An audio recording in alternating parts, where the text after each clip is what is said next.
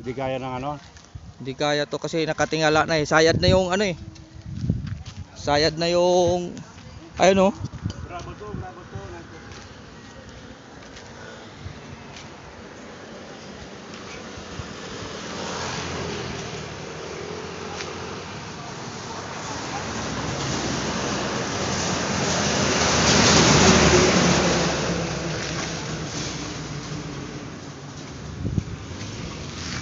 May laman pa to.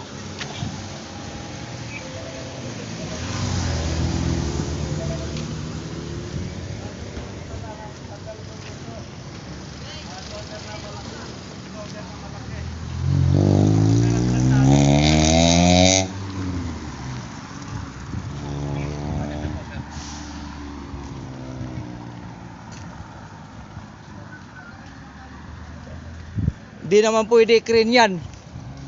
Pwede yan sa crane. Hindi pwede. High tension yan oh. Doon talian sa likod. Ay nga high tension yan, hindi pwede. Ay sabi ko, kung maliit, di kaya ng maliit yan. Tingnan mo, pag kaya ng malaki, kakaladkad yan. Patras!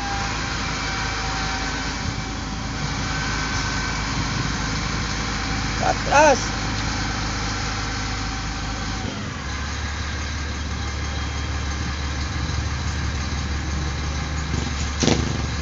Yay!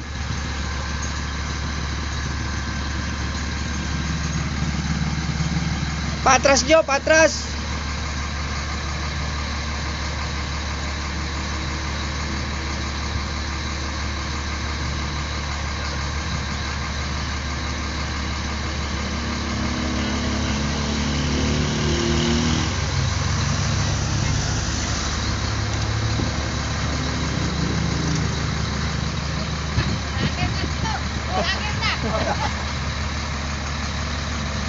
Mag-traffic ka dyan, mag-traffic.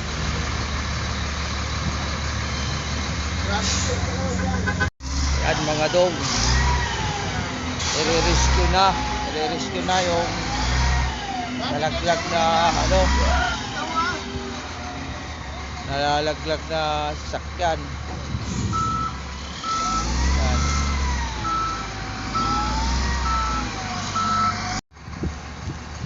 Yan.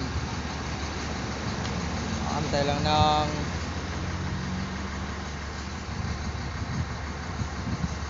pang-lock dun sa kable para mahugot yung ano sasakyan.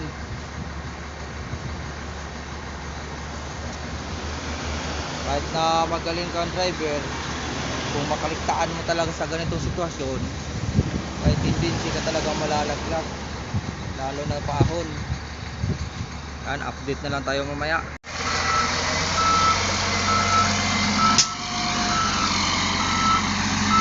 Dandaan lang.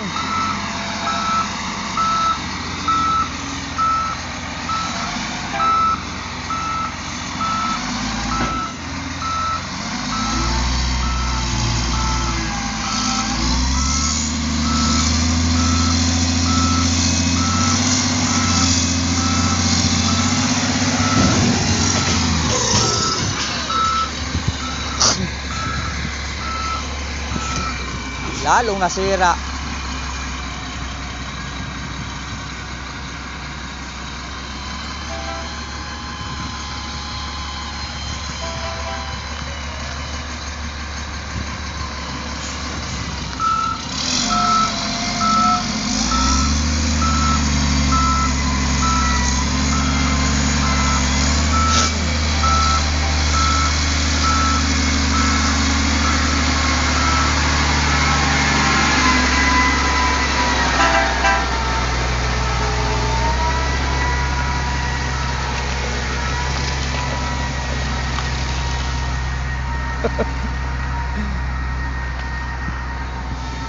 Na-rescue yung ano lang ah. Nabunot yung mulye.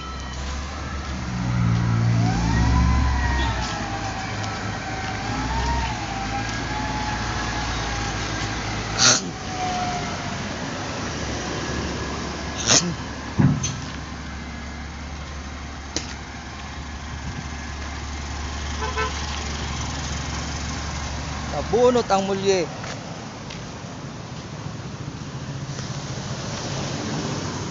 Sabi, bunutin yung truck, hindi mulye. Sirahan niya talaga yan. Ah, Kahit yung malit, kaya niya yan. sabi ko nga ano, tali sa chassis eh. Ha? Sabi ko kay Gordon na sa chassis itali Doon sa may eh. hook. Wala, mabubunot din yun eh. Sirahan niya talaga yan. Oh, tornilyo lang yan eh.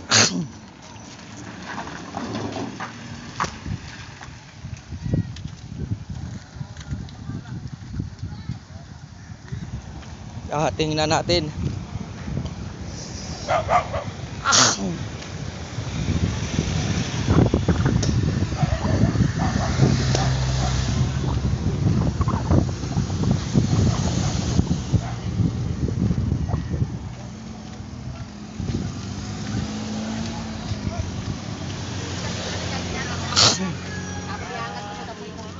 Loader.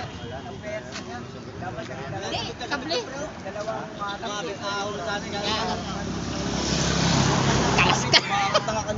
Mangat na. Sabi ko nga, bunutin yung truck eh. Naputol. Laki problema niyan. Yung truck ang bunutin, hindi yung mulye. Naputol yung molly niya. Kahit na may akit mo ngayon yan. Wala yan. Samang yung.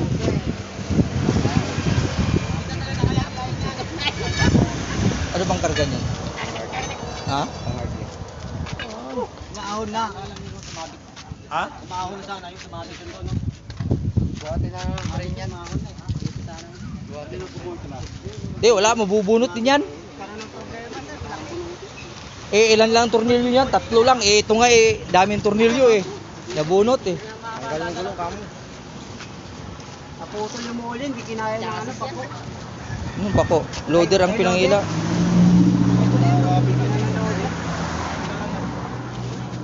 Sinasabi ko kanina. Dito sa chassis itali. Chassis sa itali. Ay, mahirapan talaga bunutin yan dahil ano na yung lubog na yung ano eh. Pero akma na siyang umangat. Akma nang umangat siya, kaso lang bumigay lang. Nabitay mo po yan. Welding nila yan. Ay gawa, umusan yun. Naiwan eh. Hindi, dati na yan. Hindi nga yung pag- Kanina ko, nakita ko na kanina yan. Yung pagka-ulog yan, may impact. sa pag-atras. Oo. Namin. Naka-impact niya pag bago pala. Pag-train naman, nalanganin tayo dito. Wala, high tension yan. Pencil yun eh. Kausapin nyo muna yung sa Miko na isa't down ng ilang minuto. Wala pang ano yan? Wala pang power yan. Dito talaga na. Ito? Saka attention yan. Ayun o, Yun, yung sa taas. Ay, hindi ka naman pwede mag... Ito, Ano na ng lang. dyan sa... Alanganin yung crane dito. Ganyan din. Sinabit nila sa ganyan. Tanggal ah. Baka nagagalit yung kulang ila ako. Ha? Oo, kaya hindi niya pinayanan. Kaya bigat pa.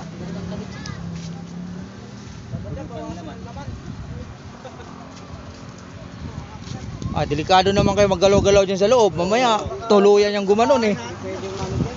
Oo. Ha? Gumano na ho sir sa bahay. Kailangan talaga may ahon muna bago. May ahon. Nakasangkal na, hindi na tataw. Delikado pa yan. Malambot na yung lupa na yan. Ano sa sangkal? Wala na. Sa lupa lang yan. Bigat na yan. Dapat natumba na yan. Hindi, nakatukod yung bayog eh. Ano? Ay, putang na ba yan? Oo, tibay ng bayog. Nakatukod eh. Ako, wala muna matutulog dyan. Sino ba nakatira dyan? Ito. Ito. Ay! Pamula dyan. Shhh! Joy! Pahon na eh. Dalawa yan, kabilaan.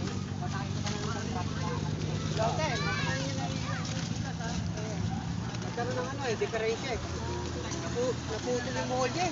Hindi, nabunot, hindi naputol. Ay, nabunot. Oo, nabunot. Ako yung mga tornilyo lang. Yung tornilyo niya naputol. Hindi tibay niyan, hindi mabubunot yan. Bunot oh. Tapos yung ano ng dragling nyo. Wala na pala, repair na pala to eh.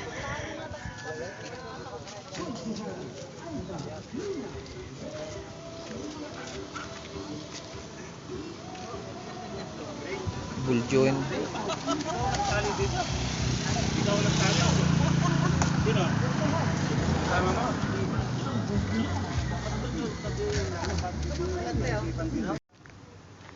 Ayan mga dong, walang nangyari. Hindi kinaya ng mulye. Kaya uwi na tayo, balik na tayo, balik.